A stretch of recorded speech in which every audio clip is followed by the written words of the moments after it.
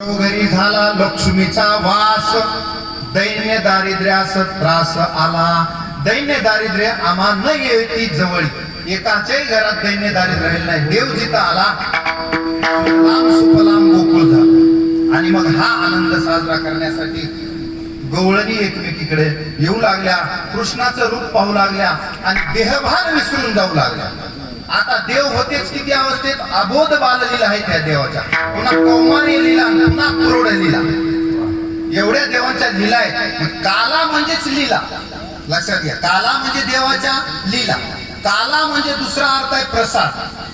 हरिनामाचा खिचडी काला, प्रेमे मोहिला साधने, प्रेमे मोहिला साधने, एकमेका देवमुखी सुखे घालू कुंभरी, असा काला आहे. काल्याचा अर्थ दुसरा एक केलाय संतांनी, काला म्हणजे मिलन.